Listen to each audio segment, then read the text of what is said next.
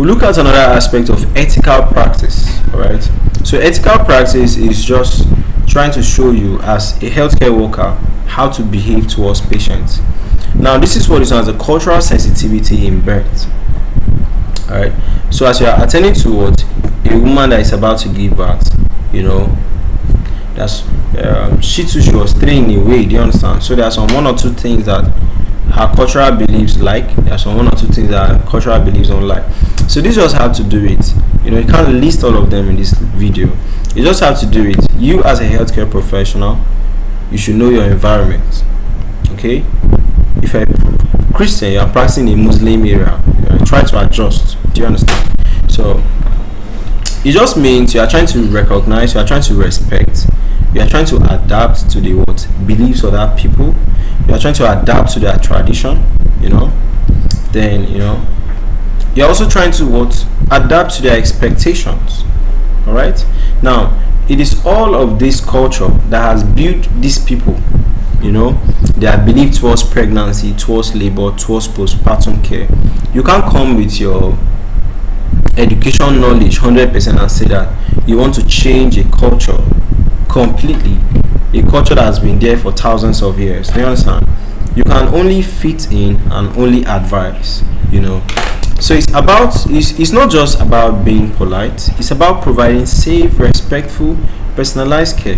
So that means you don't have a single way in which you are treating all your patients or in the way you are caring for all your patients.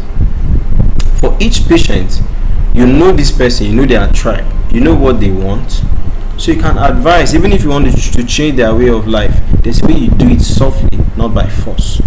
So why it matters, it builds trust between your patient and you. It improves healthcare outcomes. Do you understand? It will reduce the fear of the patient. All right. Then the patient trusts you to the extent that when you give them drugs, they'll take it. Sometimes, if a patient sees that you are not respecting their culture, you give them drugs, they throw it outside the hospital and they go their way back to the traditional drugs they were taking. Do you understand? So it encourages use of skilled maternity care, prevents cultural misunderstandings. Sometimes, right, you hear cases of the primary healthcare facility was burned down by the villagers and all of that. So this is just because you first of all didn't respect them. Okay, you respect, you reason out with people, you don't force them on things.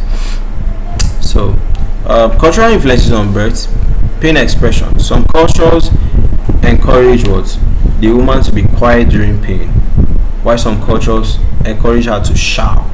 So in case you see a patient shouting, you don't start acting anyhow, right? It could be the way that she was trained. So birth position, right? Some cultures, they actually encourage some specific, positions for a woman to be able to give birth. All right. So if she says she wants that position, don't go against it. You can only advise.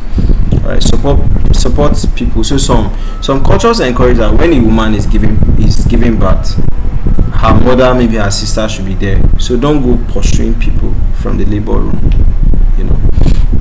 Postpartum rituals. Some people, they will do some one or two crazy things after you give birth. Just allow them to do their thing. Spiritual beliefs. Some people, as one person is birthing, the other people are praying, right? They might be shouting on top of their voice. Don't tell them to keep quiet, right? So I think the first way to actually get into people's heart and mind is first of all to tolerate them. So if you tolerate them, they will listen to you.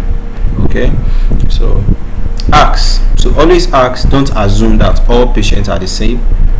If you are not hearing what they are saying, use interpreters and always keep a smiling face. Okay, honor their traditions.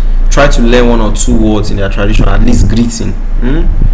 If you go somewhere, at least learn greeting. Let it not be that you are just blank of everything. So sometimes when you greet them, they will not like you. So from there, small, you learn small. All right, always try to learn. Then always train the staffs to actually understand all these bases. Then collaborate. Okay, don't just say your knowledge is superior. All right, collaborate with the traditional attendants that have been there before you in the village. All right, they'll help you. They'll tell you things that you didn't learn in school. All right, so that was it for this aspect.